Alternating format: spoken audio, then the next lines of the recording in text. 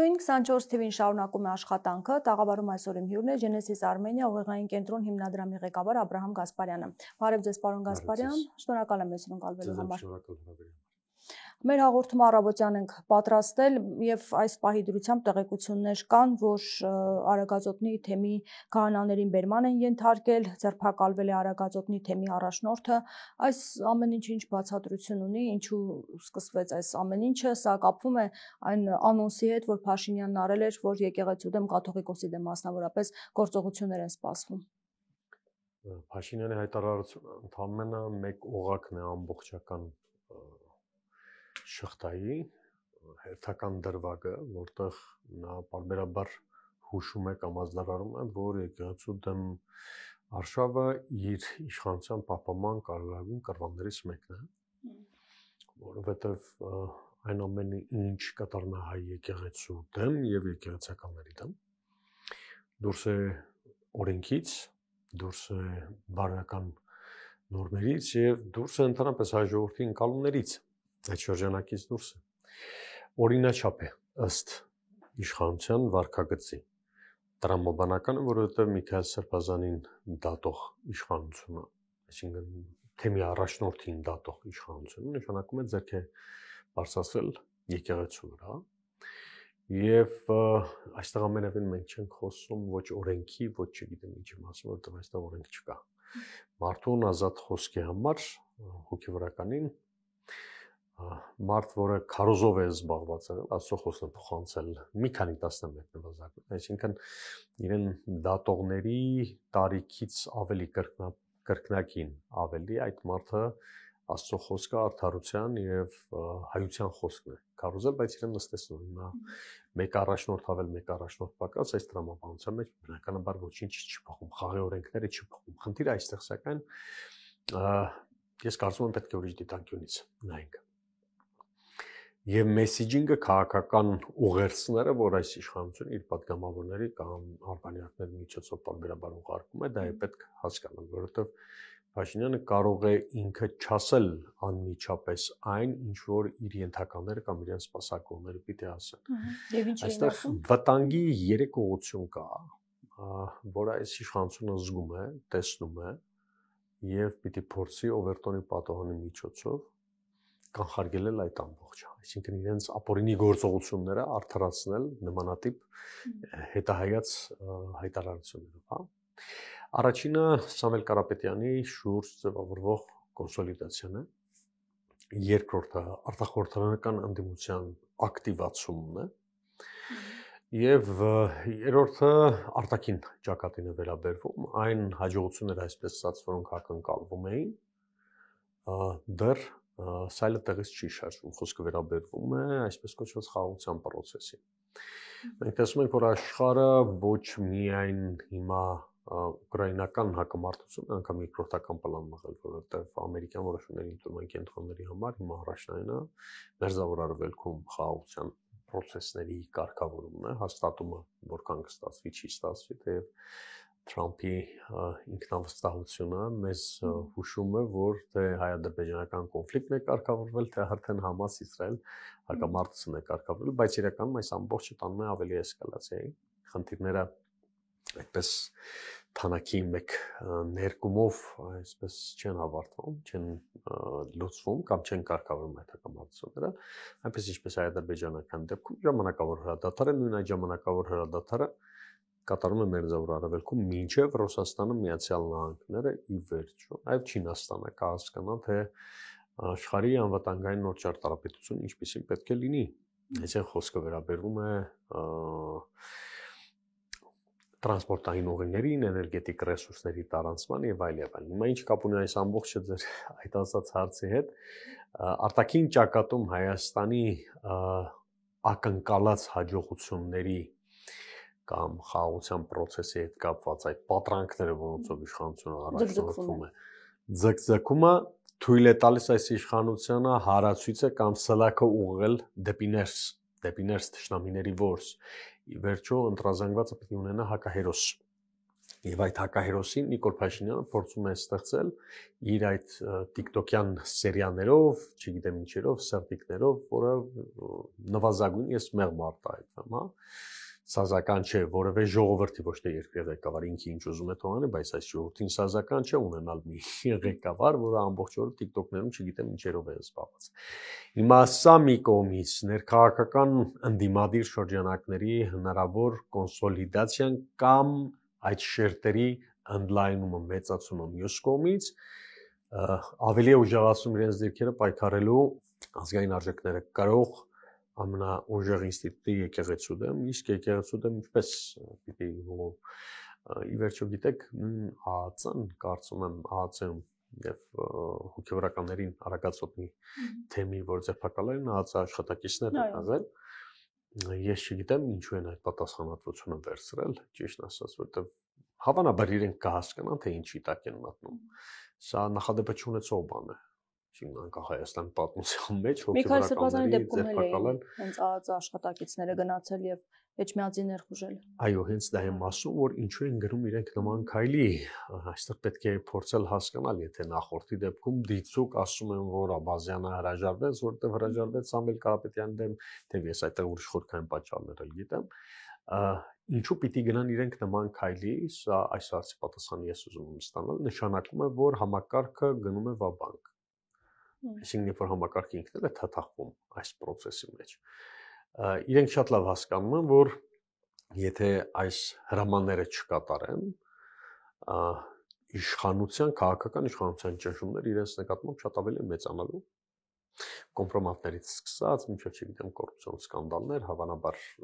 ինչ բաներ պիտի պարզվեն կամ պարզապես աշխատանքից վռնդեն իրենց, ազատեն։ Եվ եթե ես օրինակ գիտեմ Միքայել Սրբազանի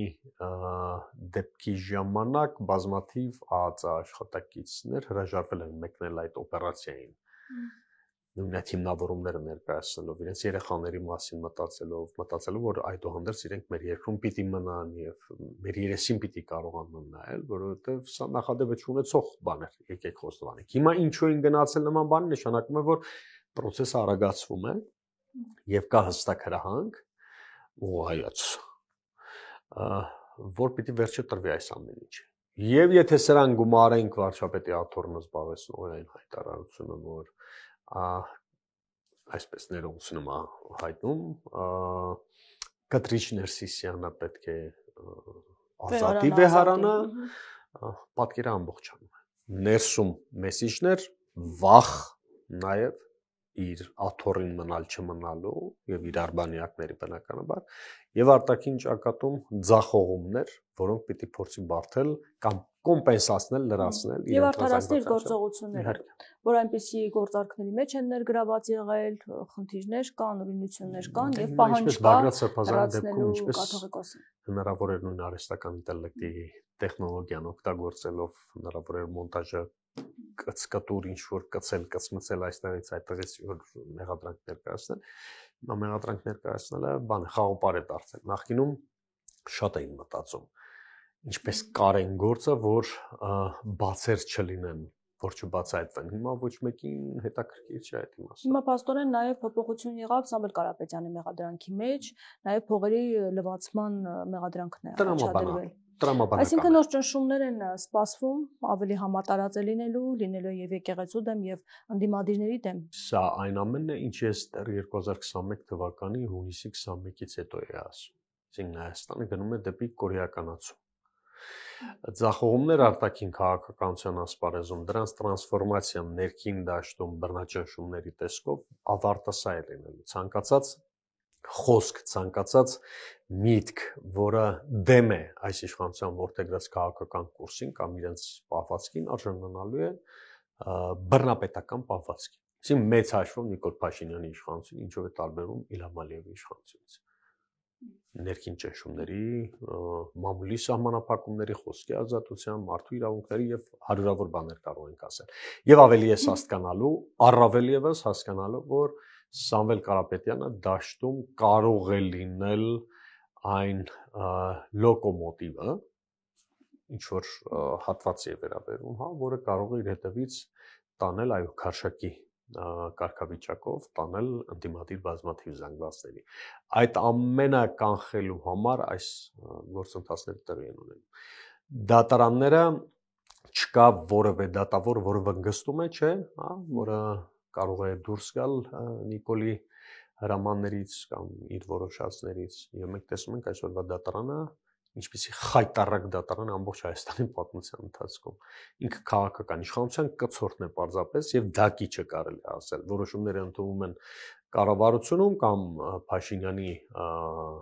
առանձնատանը իրականացնում են դատավորները։ Սա պիտի շարունակվի եւ ես երկու տարբերակ եմ տեսնում այդ դեպքում կամ համաժողովրդական ընդվզում պորտկում, որը կենթադրի նաև բոլոր քաղբանտարկյալների ազատում, այսինքն փողոցի ճնշում, եւ կամ հանգիստ մենք պետք է համակերպվենք մտքին, որ ինքը կարող է բոլորին անակնկալ մատուցել դեկտեմբերին, մատնել դեկտեմբերին գնա արտահերթ խորհրդարանական ընտրության կամ սպասի ձգի դարձյալ այս իր մանկուրտ մեթոդներով ընտրազանգված պահել մինչև մայիսը կգա նախընտրական ամիսը։ Կարծում եք դեկտեմբերին կարող է արտահերթ ընտրությունների մասին խոսել, բայց արդյունքը դեռևս չկա, պայմանագիրը կնքված չէ։ Միգուցե դրան են սպասում։ Տեսեք, եթե ինքը իմանա, որ արտաքին լեգիտիմություն ստանալու է որոշումների ընդունման տարբեր մայրաքաղաքներից, Վաշինգտոնից կլինի, թե Մոսկվայից, հիմա որը տվյալ երկուսն են նախապես խաղադրույք դրել էր Բրյուսելի վրա, բայց տեսանք Բրյուսելի վրա խաղադրույք դնողին ինչ եղավ։ Հիմա մեկը լինի Եվրասիան, Եվրոպային օգնի, Եվրամիության օգնի, Ֆրանսիային, Գերմանիան անմխիթար վիճակում է տնտեսական առումով։ Այսինքն կամ Վաշինգտոն կամ Մոսկվա այս երկուսի վրա բալանսավորման բերը, որը իբր արտակոստա երևույթ փորձում է կատարել, ինքը փորձում է հիմնականում ստանալ երաշխիքներ իր իշխանության երկարաձգման համար։ Եթե ստացավ, ես կարծում եմ ինքը բոլորին կխնդրի տալ հերթական թուղթը կամ հայտարարությունը, որով կհավաստեն, որ այո Հայաստանը 27000, չգիտեմ, 743 կիլոմետր է, որը ինքնիշխան է, որ այդ միջանցք չէ, ճանապարհ է ընդամենը եւ այլն եւ այլն։ Այդ ամբողջը շատ հեշտ է ձևակերպել տալ, էլի, նույն ասենք Թրամփը նույն Գազայում այն փաստաթղթը որ ստորագրեց, իրականում ոչինչ չի նշանակում։ Ընդամենը հրադադարի փաստաթղթը զուտ համեմատական առումով եմ ուզում ասել, որ ինքը միջազգային իրավունքի փորձաքննություն չի անցել եւ ինքը խորքային առումով չի հասկանում այդ տարածաշրջանի խնդիրները, հա 76000 մարդ սպանվեց ընդամենը 1.5 տարում, որոնց 35% է երեխաներ, սով հայրենազրկում, այս ամբողջից հետո գաս եւ ընդամենը մեկ ստորագրությամբ ասես որ ավարտվեց, առանձնապես չի կարողանում հասկանալ։ Այ հենց դա եմ ուզում ասել, որ զուգահեռ իրականությունում մեր տարածաշրջանի նույն process-ներն են։ Հիմա եթե հանուն դրա իշխանությունը երկարաձգելու պիտի տան իրեն այդպես թուղթ կտան, որևէ խնդիր չկա, էլի հերթական միմոսությունները կանեն, բայց իրականում եթե ինքը չստացավ այդ թուղթը, ինքը հնարավոր է բոլոր ներընդդիմադիր քաղաքական ուժերին կանգնեց փաստի առաջ, որովհետև ամենապատրաստը մեծ Փաշինյանն է փաստորեն։ Միայն ինքն է։ Իր մանիպուլյատիվ հնարքներով, իր ընտրազանգվածին շեղելու, օրակարգ շեղելու, նաև օրակարգ թելադրելու ամենամեծ ռեսուրսն ու հնարավորությունը սովորաբար իշխանությունն է ունենում։ Չեմ խոսում դեռ վարչական ռեսուրսի մասին, նախորդ բոլոր ընտրություններում իր ընտրակեղծիքների մեքենայի մասին, որքան էլ ինքը գնա Եվրոպայում ասի, որ Հայաստանում առաջին անգամ կամ մենք մեր 7 տարվա ընթացքում միակն ենք, որ ընտրություն չենք կերտել եւ այլն, այդուհանդերձ ամբողջությամբ տիրապետում է, ինքը ամենապատրաստն է։ Եվ բոլորին կարող է կանգնեցնել այդ փաստի առաջ։ Իսկ ընդդիմությունը ինչու պատրաստ չէ։ Դեռևս վերադասավորվում են, վերաձևակերպվում են, բայց հստակ այսպես չենք տեսնում, թե ինչ պատկեր է լինելու։ Գիտեք, շուտ է, թե ժամանակից ուշացել են։ Տիկին կանալ տեսեք։ Քաղաքականություն մենք սև սպիտակի մեջ չպետք է դիտարկենք։ Առասարակ։ Սա քաղաքական process է։ Եվ իշխանության համար պայքարը, որը բուն քաղաքական գործընթացի էությունն է։ Դա է։ Ինքը շատ հարաճուն է, շատ դինամիկ է։ Ինքը փոխվում է բարբերաբար։ Ինքը ստերեոտիպեր չկան, որ ասեն, եթե այսպես է, ուրեմն այսպես պետք է լինի, եթե ընդդիմություն է, ուրեմն պետք է միշտ դիցուկ ռադիկալ դիրքերում մնա։ Ոչ, քաղաքական գործընթաց տրամաբանություն կամ պահը թելադրումը միտեղ ճկուն լինել, միտեղ ավելի ծայրահեղ լինել, միտեղ գնալ փողոց, միտեղ չգիտեմ, իմպիչմենտի գործընթաց նախաձեռնել, միտեղ բոյկոտել։ Հիմա անդիմությունը ինչ անում, ես գիտեմ։ Այնպես չէ, որ քննարկումների մեջ են իրար հետ եւ ոչ միայն անդիմադիր տարբեր շրջանակներ իրար հետ բարբեր կոնսուլտացիաների, խորհրդակցությունների մեջ են։ Բոլորն էլ պատրաստվում են ցանկացած պահի, ընդ որում ասեմ, դες խնդիրը այստեղ միայն ընտրությունը չէ։ Խորհրդարանի ընտրության գնալը արտահերթ հերթականը չէ։ Խնդիրը նաև փողոցային պայքար սկսելը, մինչև դա Փաշինյանին հեռացնելու մասին է խոսում։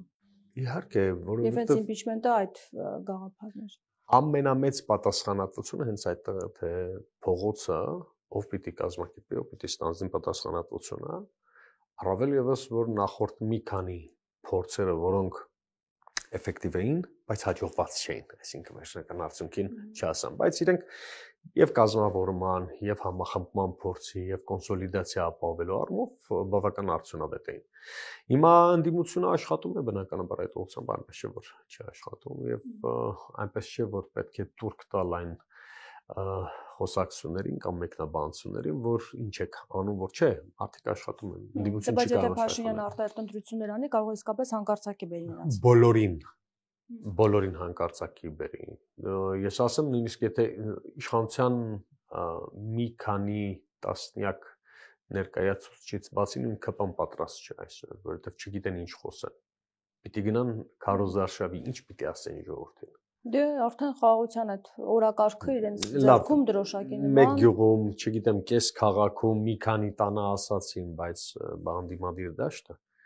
Այսինքն թիմը ինքն էլ պատրաստ չէ որպես այդպեսին, եւ եթե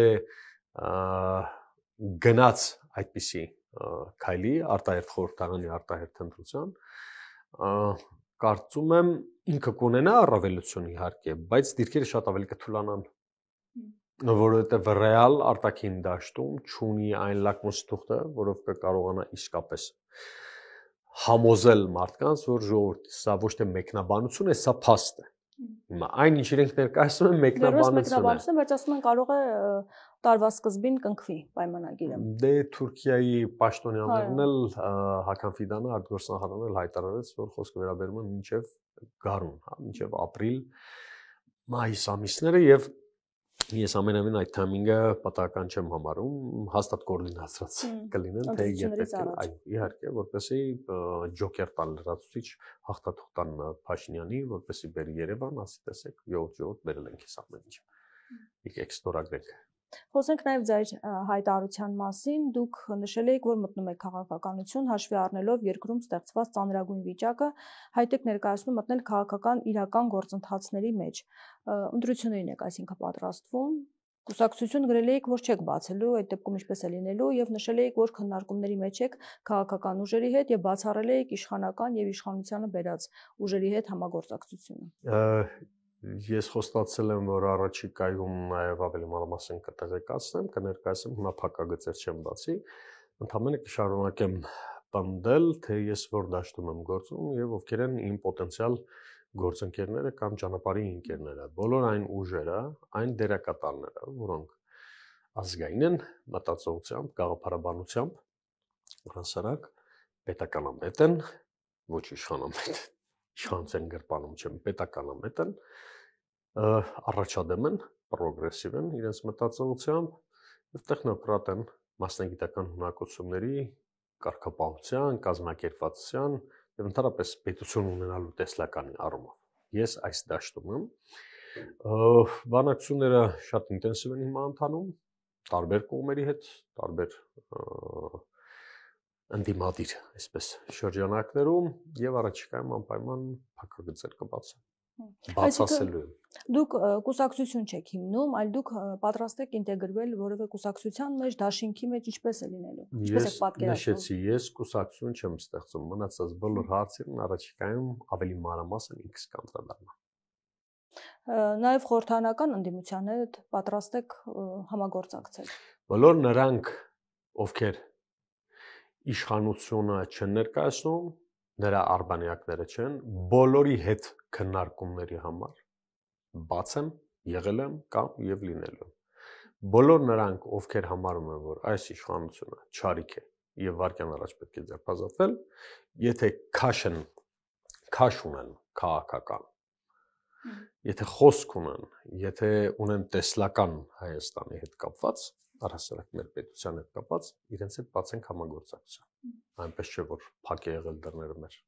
որևէ մեկի առաջ։ Իշխանություն եւ նրա արբանյակները չկան անցանք առաջ։ Խոսեցիք, որ մեր ձևով շարժումը կարող է քարշակ լինել, իրենից ուժ է ներկայացնում եւ նաեւ դա մտահոգում է իշխանությանը, հնարավոր է իրենց հետ համագործակցեք։ Եկեք համագործակցության այդ ձևաչափի եւ դերակատարների, ովքեր ներգրավված կլինեն, ովքեր չեն լինի, դրանք ընդհանրապես երկրորդական նշանակության են, ընդհանրապես, որովհետեւ ես ինքս ցույց եմ տվել, որ ամբիոն լինի, բեմ լինի, հեռուստաեթեր լինի, փողոց լինի, թե որտեղ որ պետք է, զինվորից որպես առաջնորդող, ինքս որևէ կոմպլեքս չունեմ եւ չեմ ունեցել եւ շարունակել եմ չունենալ։ Այսինքն, եթե պիտի Հայաստանում ձևավորվի այն մթնոլորտը, որը ես ձևաչափը 2 տարի առաջ դեռ պաշտոնապես անվանել եմ հավաքական առաջնորդություն, եթե այդ հավաքական առաջնորդության ինստիտուտը պիտի ձևավորվի եւ քննարկումների արդյունքում պետք է որ ես ստանձնեմ դիցուկ ընդամենը դռնապանի ստատուսը, կարգավիճակը, ուրեմն այդպես էլ կլինի, որովհետեւ ես խնդիր շատ ավելի մեծ եմ դիտարկում Տիկին Քալյան։ Ինձ համար խնդիրը Նիկոլը չէ։ Ինձ համար խնդիրը Հայաստանի գալիք աղետներից փրկության կամ նվազագույնը քիչ կորուստներով դուրս գալու ստրատեգիաների եւ պետության զարգացման հեռանկարն է։ Ուրիշ ոչինչ։ Այս ընթացքում այս իշխանությունից ձերբազատվել ընդամենը միջոց է, ինքը չի կարող լինել նպատակ։ Նպատակը Հայաստանի զարգացումն է։ Հայաստանի առաջընթացը եւ անվտանգության ամրապնդումը։ Մնացած ամեն ինչը երկրորդական է։ Պողոսի հետ կհամագործակցենք, Պետրոսի հետ, Նիկոլի միջոցով թե առանց Նիկոլի, հա, իրեն հեռացնելու։ Դա արդեն օրակարգի ամենավերջին կետն է։ Դուք էլ եք կարծում, որ պետք է միասնական պայքարով դուրս գալ ընտրություններին, ոչ թե առանձին, որովհետև այդպիսի կարծիք կա, որ եթե առանձին փոքր ուժերով են Փաշինյանի դեմ պայքարում, ապա հեշտ է լինելու Փաշինյանին։ Միասնական ձևակերպում, ասեք։ Խոչընդոտել են այս գործունեությունը, որովհետև արդեն իսկ անոնսել է, որ հնարավոր է կուսակցություններ լինեն, որոնք չմասնակցեն ընտրություններին եւ այսպես առանձին ուժերով հանդես գալը հենց Փաշինյանի օգտին է լինելու։ Շատ ճիշտ եք։ Միասնական եզրույթը ավելի գեղարվեստական է, հանրային ընկալումն, ես ասում եմ հավաքական։ Հավաքական։ Ինչու հավաքական, որովհետև հավաքականը ենթադրում է պատասխանատվություն։ Միտեղ որտեղ կենաց է միասին լինենք, այդտեղ ոչ մի գործ առաջ չի գնում, բայց երբ դու խնդիր ես դնում հավաքականի, նշանակում է այդտեղ էգոցենտրիզմը վերանում է, առաջին պայմանը։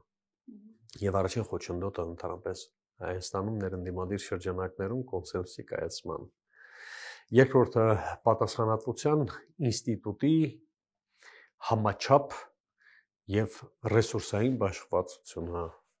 դա էլ է շատ կարևոր, ով ինչի համար է պատասխանատու, չստացվի այնպես որ դիցուկ եթե փողոց պիտի փակենք, ես ասում եմ 10 հոգի կբերեմ, բայց վերջում 1 հոգի չկարողանամ բերել, բայց այդ պատասխանատվությունից հետո խուսափեմ ու դա եւ այլն, այսինքն նախորդ մեր սխալներից պետք է սովորենք, նաեւ ընդդիմությունը պետք է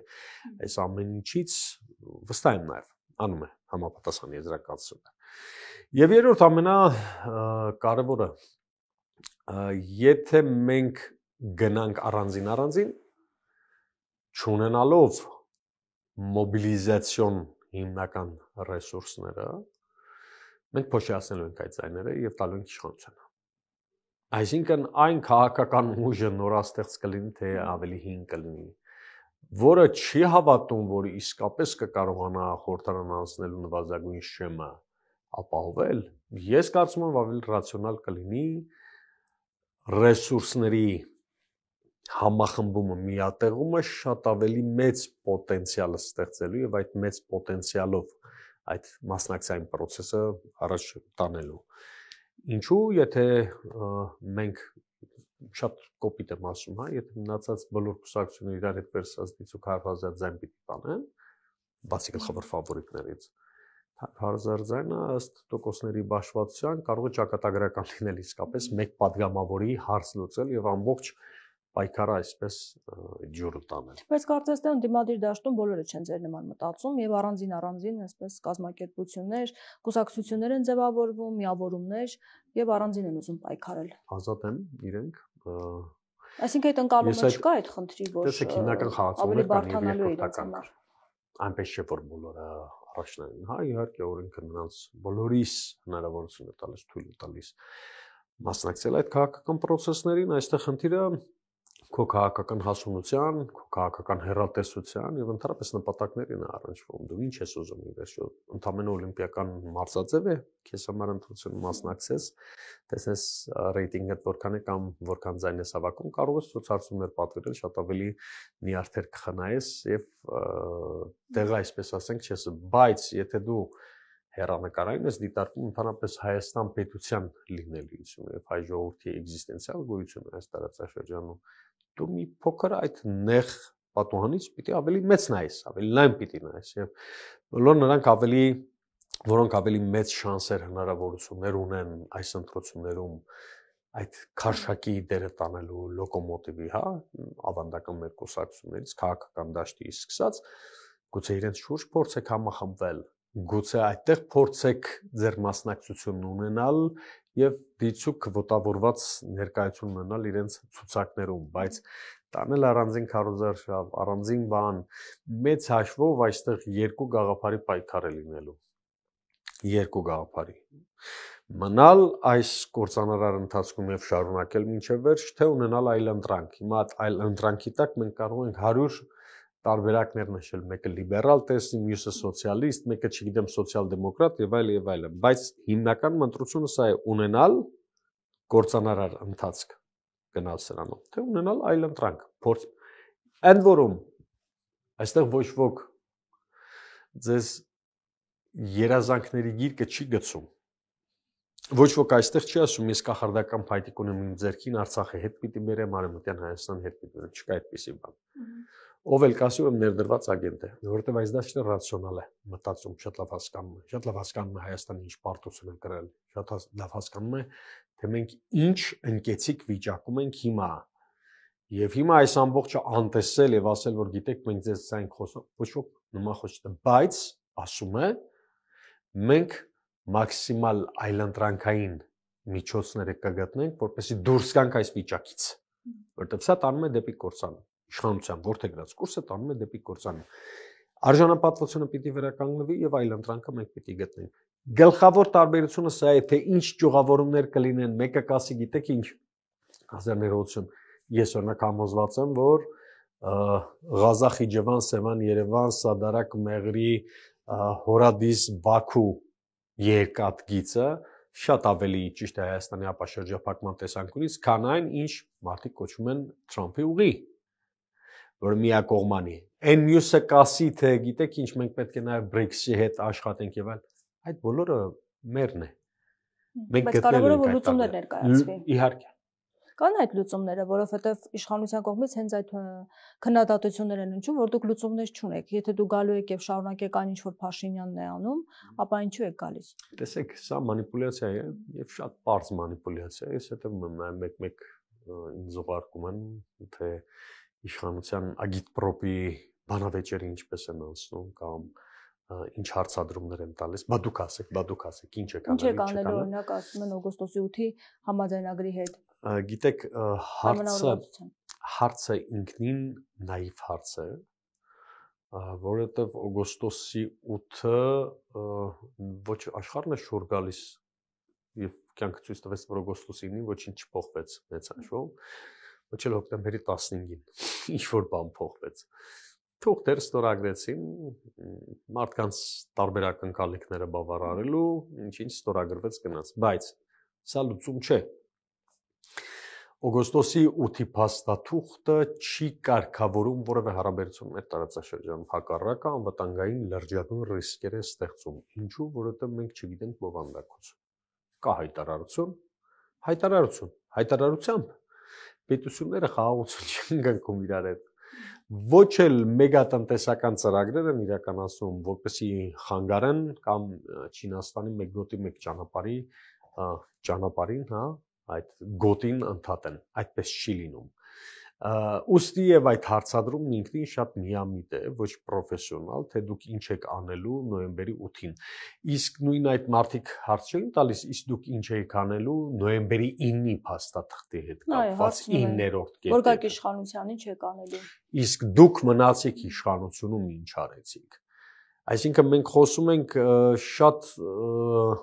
շրիշակի ցածր մակարդակի քաղաքական մտածողության մասին, որ իշխանությունը ասում է, որ ես գնում եմ Ռուսաստանի հետ ստորագրում եմ նոյեմբերի 9-ի փաստաթուղթ, բայց փաստացի Թրամփի ուղղ եմ կառուցում այդտեղ։ Ճիշտ է, իրենց երեսը չի բռնում, ասի, ես դեռ տղավարում եմ դա ասել, որ այդ ստորագրությունը իրենք դրել են Ռուսաստանի հետ համաձայնեցնելով, որովհետև Ռուսաստանը խառնված է Ուկրաինայում եւ առանց իր համաձայնության լրջագույն ռիսկեր անվտանգային կայացնում էին մեր, հատկապես Սյունիքի հետ կապված, որովհետև ռուս համանապահներն են, չէ՞, դեռ Սյունիքում։ Ուզում է Թրամփի ուղի լինի, ուզում է, չգիտեմ, Լարիջանի ուղի լինի։ Այստեղ մենք պետք է շատ կարևոր բան հասկանանք, որ մինչև արտատարածաշրջանային դերակատարների կողմից չվիճարկվի եւ չորոշվի միաբևեռ աշխարհի ճակատագիրը, որը ճաքեր է տվել վաղուց։ Երկբևեռել չէին աշխարհի երրաբևեռ է, բայց դեռ սաղմնային փուլում է, որը ձևավորվելու է։ Մենք չենք կարողանալու ունենալ մեր հստակ կողմնորոշումը եւ մենք չենք կարողանալու բաղձալի խաղաղության կամ հարաբերությունների հաստատման հասնել Ադրբեջանի նվազագույնը կրակոց չլինի, հա, անկախ փաստից իրենք ասեն վերջին 1.5 տարվա ընթացքում որևէ կրակոց չի եղել։ Բայց ամեն դեպքում պետք է ընդդիմությունը համոզի, որ պատերազմ չի պատրաստվում, որովհետև իշխանությունն ասում մենք խաղաղություն ենք բերում եւ ժողովուրդը Փաշինյանն ասում է պետք է ընտրի խաղաղության եւ ոչ խաղաղության միջեւ, այսինքն ուզում է ներկայացնել, որ ընդդիմադիրները խաղաղություն չեն բերելու եթե գան։ Իշխանության խնդիրն է իհարկե ինքը այդպես պիտի ներկայացնի եւ ընդդիմության խնդիրն է նաեւ այդ հակառակը համոզելը, որովհետեւ դա ստացվում է շատ երեխայական մանկամիտ ինչ որ մի դատողություն, ես առաջինը ասացի, արևել ծագում է արևելքից։ Չկա որևէ ռացիոնալ քաղաքականապես հասուն հայ կամ մարդ առհասարակ, որը պատերազմ ցանկանա։ Չկա։ Ուրեմն կամ հոգեկան խնդիրներ ունի եւ կամ վիճակին չի տիրապետում կամ չի գնահատում իրականությունը։ Եթե ասում են կան եւ այդ պայմանավորվածությունները, որոնք կան կյանքի չկոչվի, ուրեմն պատերազմ են բերում։ Չէ։ Կամ կարող է հանգեցնել պատերազմի։ Հակառակ ծայրահեղությունն է։ Իսկ Ժնևի եւ Սանկտ Պետերբուրգի պայմանավորվածությունները, որ Հայաստանը պահում էր, ինչու պատերազմ չեղավ։ Ինչու Նիկոլ Փաշինյանը երբ եկավ իշխանության եւ հրաժարվեց քարորիայից հետո այդ որ իրականացվի սահմանին։ Դա չբերեց պատերազմ, այսինքն պատերազմի կազուս բելլիից ընդհանրապես պատերազմի շարժարարից թողոս այն մարդը, որը գոնե մեր պետությունում, գոնե նվազագույն իր բանակցային բեքգրաունդով, անցյալով ապացուցել է, որ դեմ է եղել պատերազմին։ Հայաստանի բոլոր նախագահները դեմ են եղել Արցախյան հակամարտությունը կարգավորել պատերազմի միջոցով։ Եվ սրա ամենավառ վկայությունը Մինսկի խմբի երրորդնախագահության բազմաթիվ եւ հանդիպումներն են եւ հայտարարություններն են եղել։ Հիմա այսինքն մարդ, որը այդ ժառանգությունից, բանակցային ժառանգությունից հրաժարվել է, իր անխոհեմ, գուցե միտումնավոր, ես հակված եմ միտումնավոր դեպի սրացում տանելու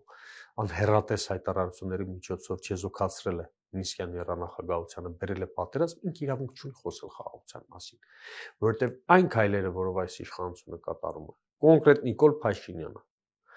եւ այն քաղաքականությունը, որը տարվում է, բերելու է ռեէսկալացիայի, բերելու է հարաբերությունների ել ավելի սերման, բերելու է Հայաստանի նվաստացման, որի արդյունքում լինելու է պատասխան։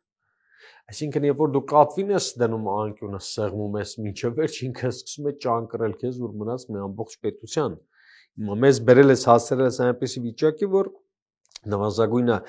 ռեգիոնալ եւ արտատարածաշրջանային 7-8 պետության շահերը այստեղ բախվում են։ Հիմա կամ սրա լուծումը դու պիտի կարողանաս տալ այնպես, որ Հայաստանի ինքնիշխանությունը ոտնատակ չգնա, կամ դու պիտի գնաս։